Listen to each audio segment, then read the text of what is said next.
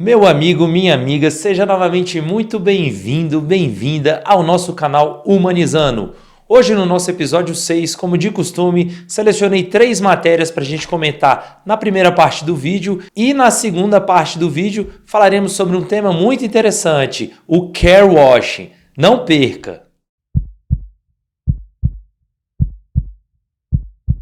E a primeira matéria de hoje está disponível no site da Você S.A. e diz: equipes diversificadas são mais criativas, mas vacilam na execução, segundo a ciência.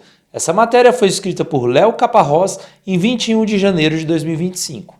Basicamente, o que essa matéria fala? Ela fala que para um ambiente criativo ser mais rico, é muito interessante você juntar equipes diversas, como a gente já comentou algumas vezes aqui no canal. Só que há um grande paradoxo nessa questão. Se você junta pessoas diversas, você tem um pouco mais de dificuldade de conseguir uma sinergia na hora de executar essas ideias. Então essa matéria fala que, na verdade, você juntar uma equipe diversa é uma faca de 2 gumes. Você pode ter uma criatividade altíssima, mas na hora de executar você pode ter dificuldade. Mas ela comenta que isso acaba sendo ponderado e administrado por um bom líder. E novamente, eu, Alexandre, repito, uma equipe diversa ela é sempre mais rica, porque a criatividade é o que faz o ser humano ser tão único e exclusivo e principalmente melhor do que a inteligência artificial. E a segunda matéria de hoje está disponível no site da Exame e diz: ele foi coach dos maiores CEOs e revela truque que pode mudar a forma como você toma decisões. Essa matéria foi escrita por Guilherme Santiago e foi publicada no dia 22 de janeiro de 2025. Essa matéria fala sobre Jerry Colonna, um coach executivo conhecido como o sussurrador de CEO. Na verdade, o que o Jerry fala pra gente? Ele dá a dica para você tomar boas decisões. E ele fala que essa boa decisão ela deve partir de 2 pilares. O primeiro, autoconsciência, e o segundo é uma coisa que ele chama de inteligência de mercado. O que a matéria fala e o que o Jerry fala? Ele fala que você tem que ter um equilíbrio entre a razão e a emoção. Para você tomar uma boa decisão, você não pode agir apenas por conta do seu lado emocional e nem tampouco agir apenas por conta do seu lado racional. O ideal é você fazer um equilíbrio dessas duas coisas. E ele traz 4 dicas de como você faz isso na prática. Colete dados relevantes antes de decidir. Exatamente. Ele fala: utilize a inteligência de mercado, utilize ferramentas de mercado que conseguem lhe mostrar evidências científicas e que permitem que você faça uma gestão com base em evidências. Dados, números, indicadores são excelentes para ajudar você a tomar uma boa decisão. Essa é a primeira dica. A segunda dica é: use ferramentas de análise de mercado. Exatamente isso. Você vai atrás do dado por meio da ferramenta. Então uma coisa não caminha sem a outra. Ele fala: utilize uma boa ferramenta de mercado para conseguir enxergar bons dados e, logicamente, tomar boas decisões.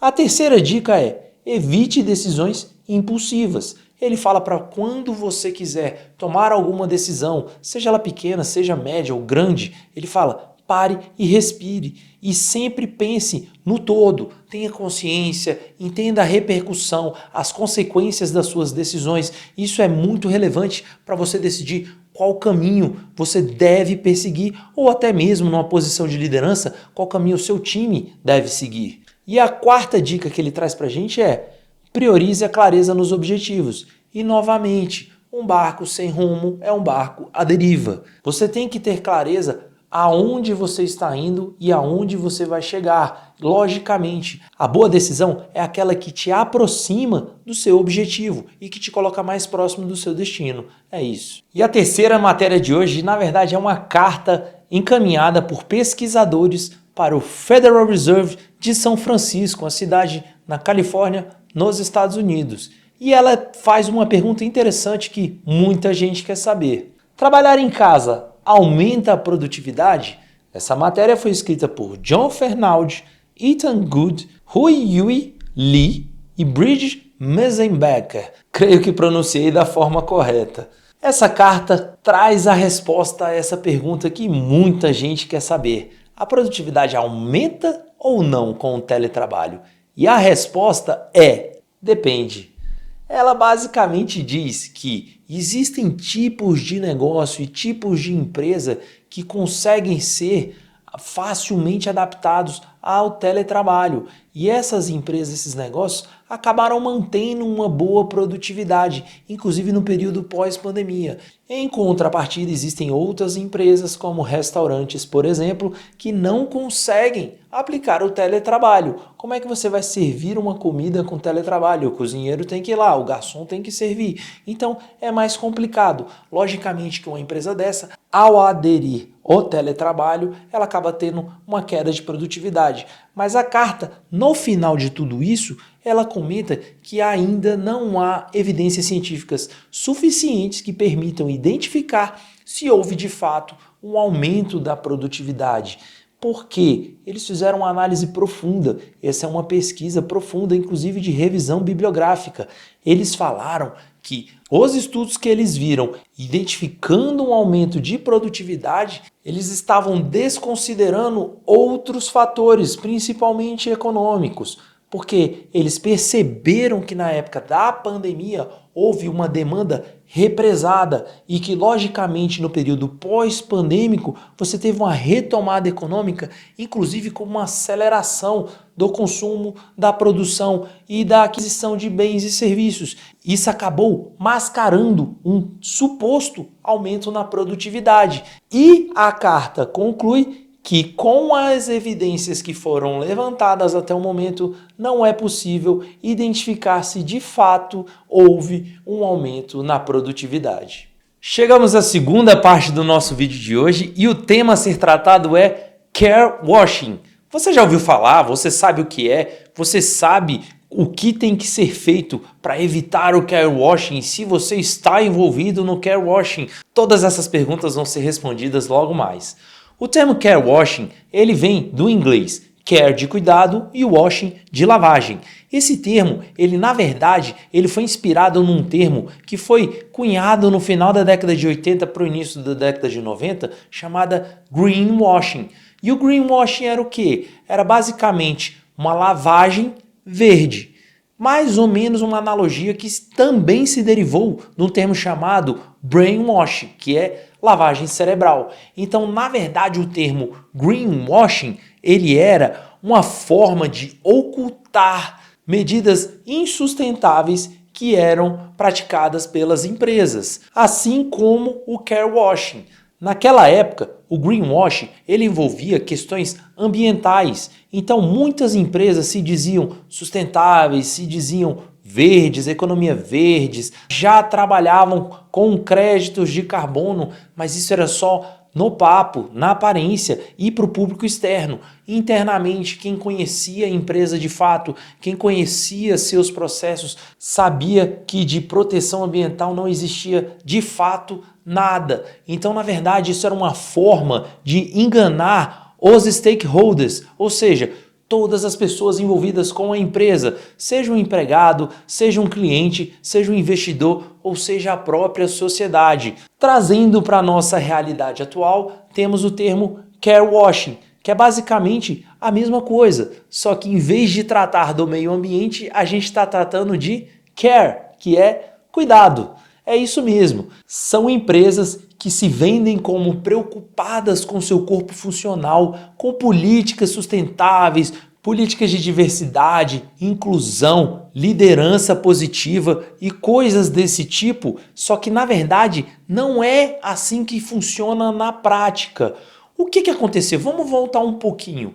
As empresas, lá para o final da década de 80 para a década de 90, começaram a ser demandadas pela sociedade para que elas tivessem um cuidado com todas as pessoas. As empresas, elas tinham uma responsabilidade com a sociedade. E esse movimento começou a ganhar muita força nas últimas décadas.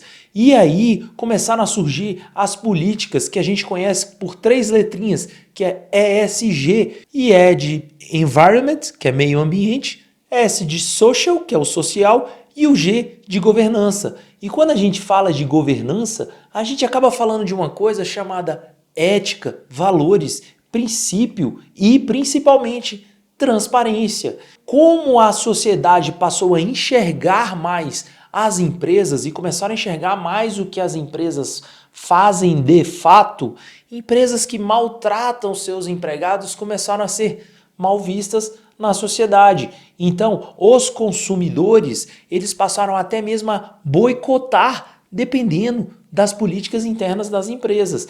E algumas empresas preocupadas em terem uma queda nas suas vendas, no seu faturamento, elas começaram a vender uma imagem de que, na verdade, elas estão sim preocupadas com o seu corpo funcional. Mas não é bem assim que funciona. Em alguns casos, logicamente, tem muitas empresas sérias que realmente estão preocupadas com os seres humanos que trabalham ali dentro, que são seus colaboradores, que são a coisa mais valiosa que tem dentro de uma empresa. Tem muitas empresas sérias, mas tem muitas outras que, na verdade, elas só fingem. Então elas praticam de fato o care washing, que é mais ou menos uma manipulação da sociedade, uma manipulação geral, porque as pessoas acabam acreditando que aquela empresa tem políticas sustentáveis, tem políticas de respeito aos seus empregados e aos seus colaboradores, só que de fato elas não têm. E aí você se pergunta, mas como eu faço para identificar essas políticas de care washing? Em alguns casos é mais fácil você enxergar, em alguns outros casos é mais difícil de enxergar. Mas basicamente existe um mecanismo, uma ferramenta que é interessante e é um bom indicador para você saber se essa empresa pratica ou não o care washing, que é uma coisinha chamada pesquisa de clima organizacional. Logicamente que nem toda pesquisa é isenta, porque a própria pesquisa às vezes ela é direcionada.